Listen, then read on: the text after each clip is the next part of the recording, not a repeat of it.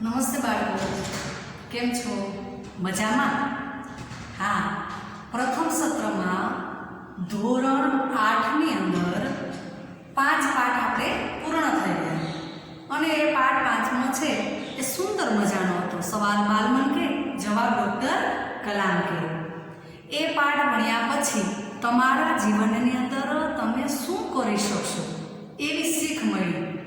हवे आ पाठ 6 ए भरत पाठ छे अने एटलो रहस्यमय एवो सुंदर मजानो पाठ छे कि आपणना दिलने स्पर्शी जाय। राजा लक्ष्मण सिंह एना लेखक छे। लेखक कोण छे ना? राजा लक्ष्मण सिंह। तो राजा लक्ष्मण सिंह ने सुंदर मजानी भरत नाना बाळकनी एवी बात करी कि आपने खरेखरथी गमे एवी। पण ए कोना स्वरूपमां छे? तो एकांकी स्वरूपे, एक नाटक स्वरूपे छे।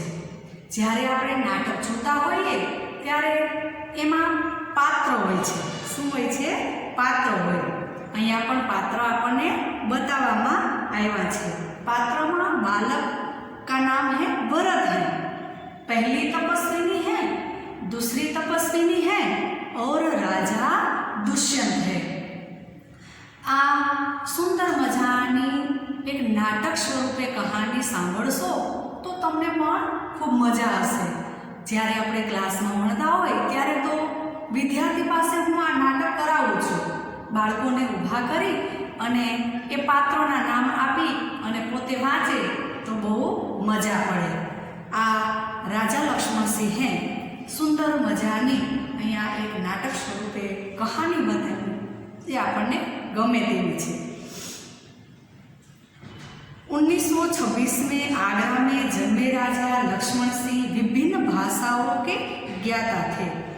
वे हिंदी, संस्कृत, अंग्रेजी, फारसी, बंगला और अरबी भाषा भली भांति जानते थे।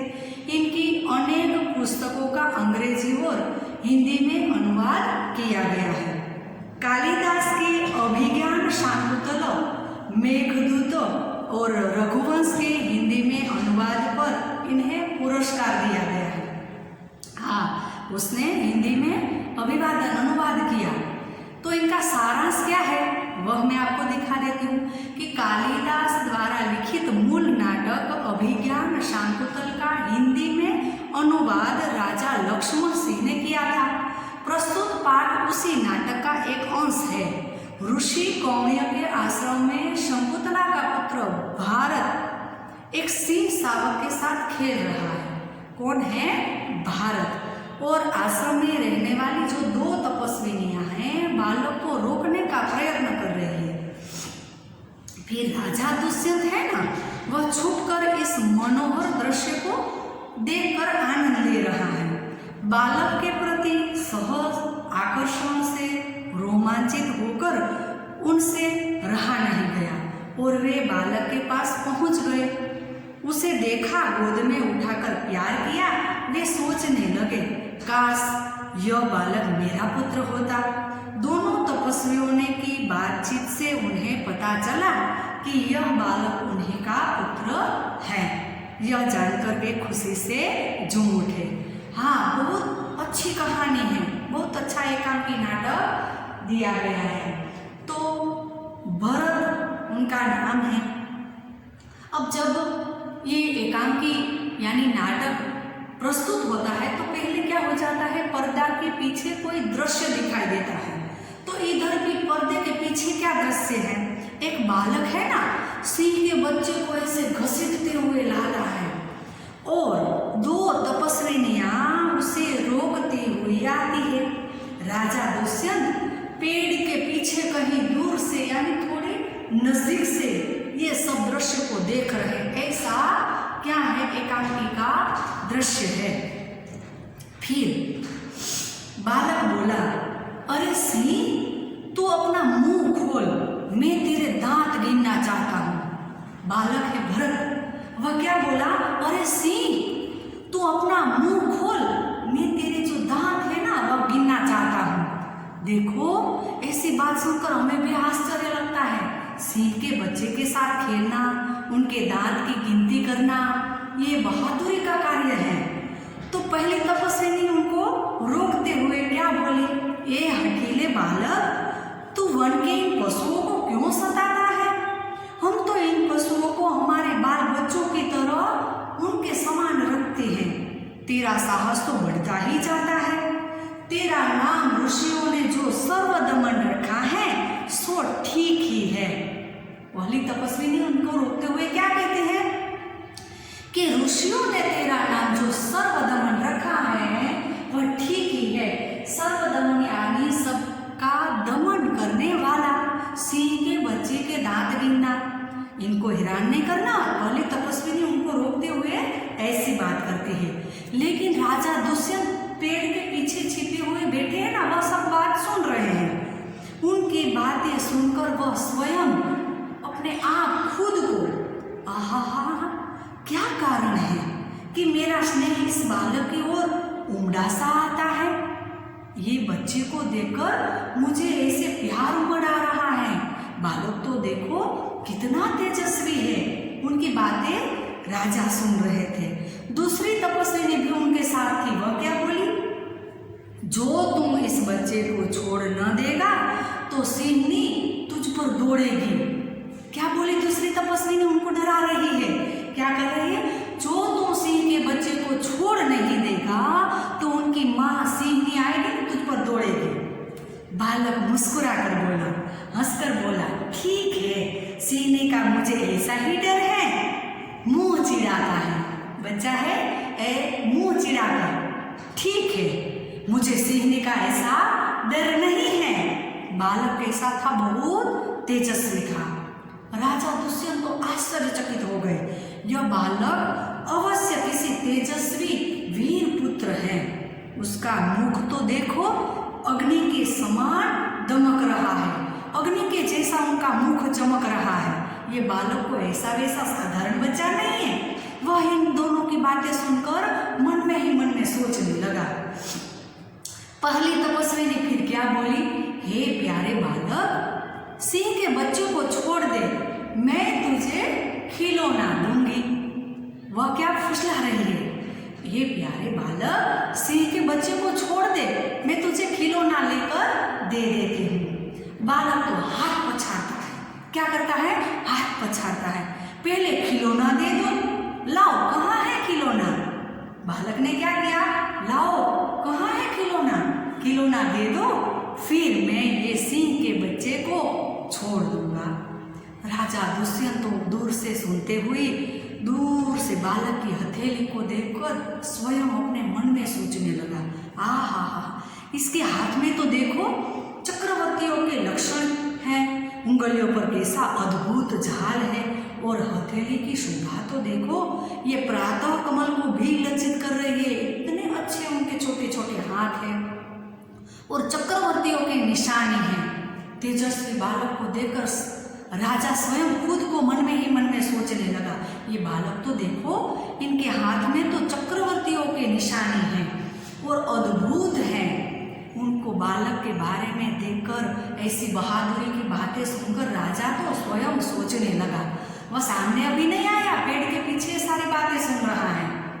फिर दूसरी तपस्विनी बोली, हे सखी सुव्रता, यह बातों से न मानेगा। क्या कहा, हे सखी सुव्रता, ये बातों से नहीं मानने वाला। जा, मेरी कुटिया में ऋषि कुमार के खेलने के लिए जो मिट्टी का मोर रखा है ना, उससे ले आओ। दूसरी तपस्विनी क्या बोली कि मेरी कुटिया में, मेरी झुपड़ी में जो एक मिट्टी का मोर है, एक छोटा सा खिलौना है, वह लेकर आ जाओ, इनको दे दो, फिर ये सिंह के बच्चे को छोड़ देंगे। ऐसे बातों से मानने वाला ये बच्चा नहीं है। तो हे सखी सुव्रता कहकर ये पहली तपस्विनी को मिट्टी के मोर को ले आने के लिए बोलती है। फिर पहली तपस्विनी बोली, मैं अभी ले आती हूँ। पहली तपस्विनी लेने के लिए चली जाती है। बालक बोला, तब तक तो मैं इस सिंह के बच्चे के साथ ही खेलूंगा। क्या बोला, जब पहली तपस्विनी मिट्टी का मोर लेकर ना आ जाए तब तब तक तो मैं सिंह के बच्चे के साथ ही खेलूंगा। यह कहकर तपस्विनी की ओर देखकर हंसने लगा। क्या कहने लगा कि जब तक मेरे मिट्टी के मोर जो खिलौना है वह नहीं आ जाएगा ना, तब तक तो मैं इस सिंह के बच्चे के साथ ही खेलूंगा। अब दोनों की बातचीत सुनकर दुष्यंत राजा क्या करने लगा, आप इस सुंदर बालक से खेलने को मेरा मन ललचाता है। देखो तो सही, इतना अच्छी तरह से बात करने वाला बालक, उनके साथ खेलने के लिए मेरा मन ललचा रहा है। आह भरकर धन्य है वह मनुष्य जो अपने पुत्रों को गोद में लेकर उनके अंग की धूलि से अपनी गोद मेली करते हैं और पुत्रों के मुख अकारण हंसी से खुलकर उज्जवल दांतों की शोभा दिखाते हैं और तुतले वचन बोलते हैं।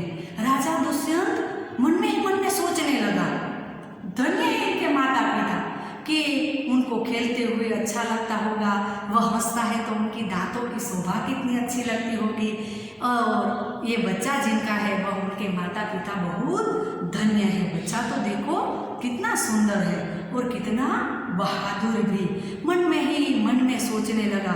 जब छोटे बच्चे तुतले वचन बोलते हैं ना तो माता पिता को और अच्छा लगता है, काली काली भाषा में वो बातें करते हैं। तो राजा दुष्यंत उनको देखकर मन में ललचा रहा है कि मैं ये बच्चे के साथ खेलूं। मेरा मन तो देखो उनके साथ प्रेम से उमड़ रहा है। दूसरी तपस्विनी बोली, क्यों रे ढीठ, तू मेरी बात कान नहीं धरता?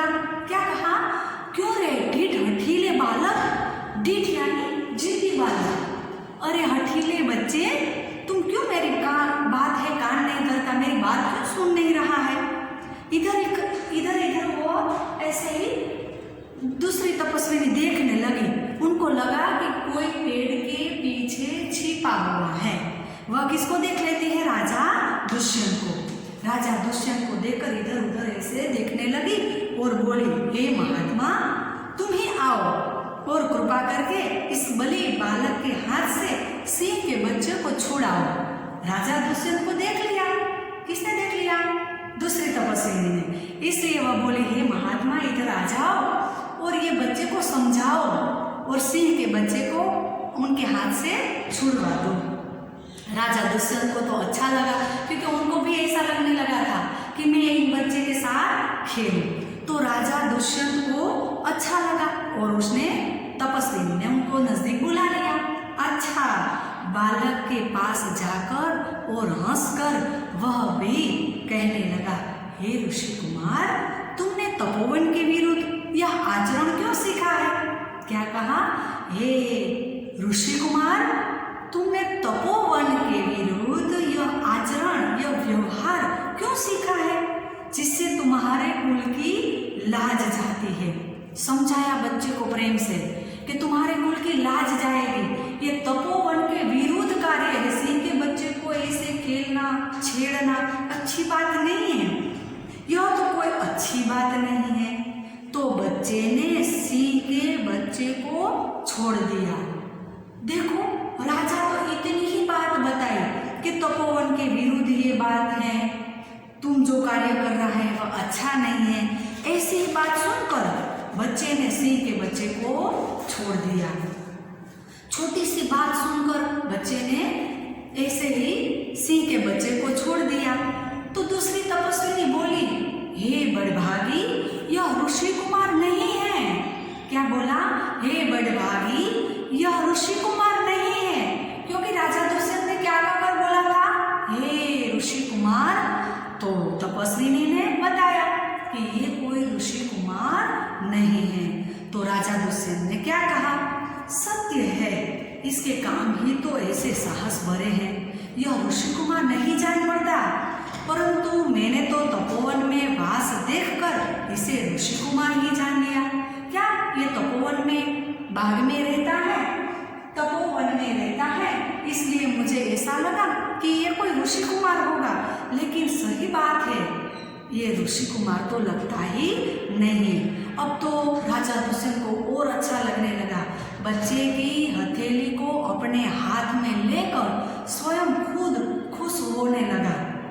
आहा, जब इसका हाथ छूने से मुझे इतना सुख मिलता है तो जिस बड़भागी का यह बेटा है उसे कितना हर्ष होता होगा।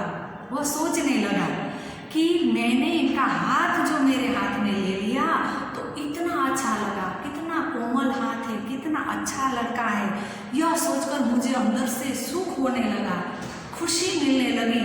तो जिसका ये बेटा है वह उनकी माँ कितनी भाग्यशाली होगी। देखो आकर्षण किसका है, बेटे और बाप का, वही उनके पिताजी थे। इसलिए वह ऐसे ही मन में खुश होने लगा। तो दूसरी तपस्विनी दोनों की ओर देखकर बड़े अचंभे की बात है ऐसे बोलने लगे। ओ बहुत अचंभे की बात है। राजा दुष्यंत बोला, तुम्हें क्यों अचंभा हुआ? क्या बोला? तुम्हें क्यों आश्चर्य हुआ? दूसरी तपस्विनी ने क्या कहा राजा से कि इसलिए हुआ कि इस बालक की और तुम्हारी सूरत बहुत मिलती है और तुम्हें जाने बिना इसने तुम्हारी बात मान ली। हाँ ठीक बात तो बोली दूसरी तपस्विनी। क्या बोली? कि तुम्हें जानता ही नहीं है, तुम्हें पहचानता भी नहीं है, और आपने समझाया कि सिंह के बच्चे को छोड़ दो तो बच्चे ने तुरंत छोड़ दिया। यह बात जानकर मुझे आश्चर्य लगा और तुम्हारी दोनों की जो शकल है, चेहरा है, वह मिलता जुलता है। इसलिए दूसरी तपस्विनी बहुत आश्चर्यचकित हो गई और कहने लगी, तुम्हारी दोनों की सूरत, तुम्हारा दोनों का जो चेहरा है वह मिलता जुलता मुझे लगता है। देखो बच्चों, ये नाटक एकांकी बड़ा है। अगले क्लास में मैं इनका आपको अभ्यास और आगे करवाऊंगी और आप इनके जो परिचय है राजा लक्ष्मण सिंह का वह आपकी फेयर नोट में लिख लेना। आओ जो